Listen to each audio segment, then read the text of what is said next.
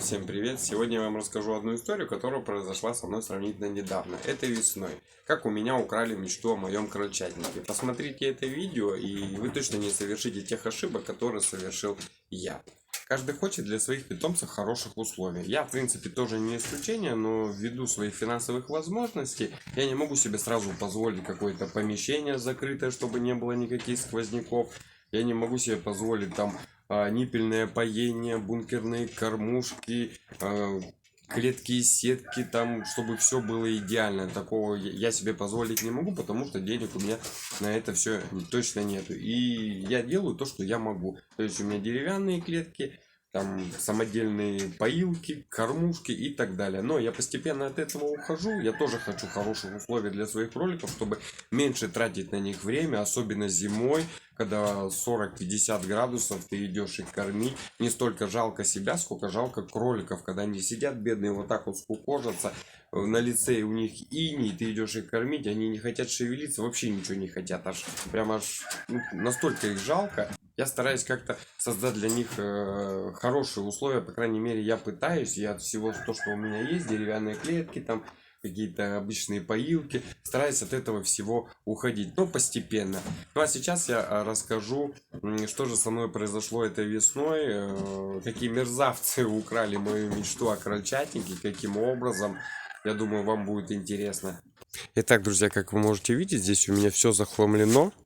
Но именно на этом месте, здесь сейчас сидят у меня пионы, вот это строение деревянное, и еще вот сюда дальше, где сейчас на данный момент у меня сидят еще кролики, вот здесь вот. Вот это все я хотел сносить, вот это все деревянное, потому что этому деревянному уже очень-очень много лет. И на месте вот этого всего, это где-то ширина 4, длина 12 метров. 12-10, ну точно не помню. И вот на этом месте я хотел сделать строение из газоблоков, чтобы мои кролики и зимой, и летом, зимой вернее, не морозились, летом им было там прохладно. Сделать вентиляцию, сделать хорошие клетки. Ну, конечно, все это не так быстро, все со временем, но, по крайней мере, здание я хотел весной вот это снести и построить. Вот, но, видимо, не судьба. И сейчас я расскажу, почему так произошло. А произошло все потому, что я доверил данное здание, которое хотел построить, людям. Я нанял бригаду, но они взяли деньги за материал и потерялись. То есть, по-русски говоря, меня кинули. А стоимость материала была 150 тысяч рублей. То бишь 150 тысяч у меня просто улетели. Хотя мы составили договор. По договору они должны были в течение месяца завести материал, начать уже делать. И в течение месяца, ну до конца месяца они должны были это здание сделать. Но, увы, на второй день, после того, как мы им отдали деньги, они просто потерялись. А эти мерзавцы, негодяи, если вы, мерзавцы, которые меня кинули, смотрите это видео, вам большой привет. И я думаю, в ближайшее время повестка в суд вам обеспечена.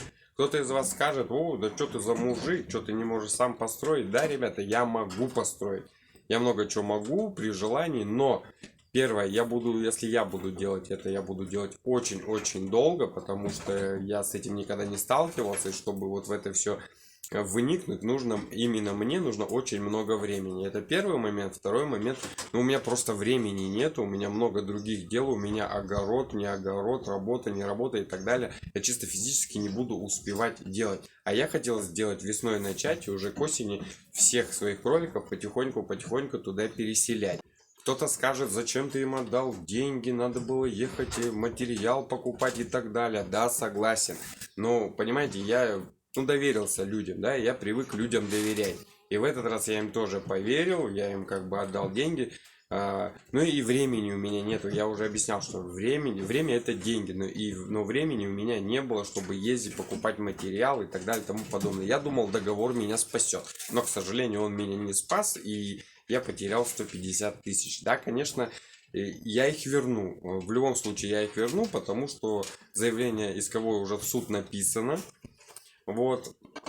этот человек получит повестку, ну и дальше эта вся судебная система будет разбираться и так далее, но это не так важно. Важно то, что в этом году мои кролики опять же останутся на улице.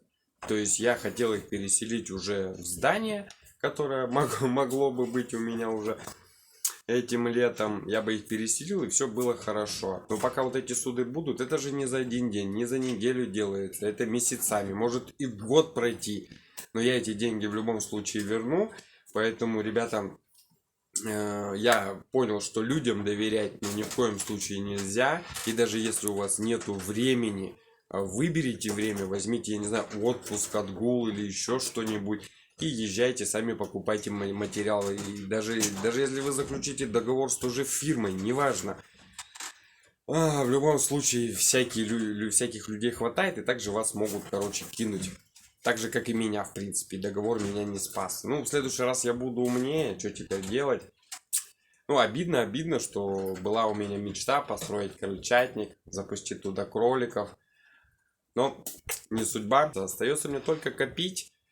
Кто-то скажет из вас, что а что копить, возьми кредит. Не, я в такую кабалу не полезу, во-первых, почему? Потому что я вообще в принципе не люблю кредитов. Это один момент, а второй момент, у меня уже есть кредит, я его плачу, мне еще платить его года 3. Поэтому второй кредит я точно брать не буду. А я буду потихоньку теперь копить до следующей весны, получается. Сейчас тем более пойдут грибы, ягоды, немного там кроликов что-то продашь. И так далее. Такие небольшие вот еще заработки помимо основного заработка. Ну, я думаю, потихонечку накоплю. Так что, ребята, вы посмотрели это видео. Надеюсь, посмотрели его до конца. И теперь будете знать, что людям доверять, как говорится, доверяй, но проверяй. И даже договор вас может не спасти. Поэтому все в ваших руках. Не совершайте моих ошибок. И все будет круто. Пока-пока.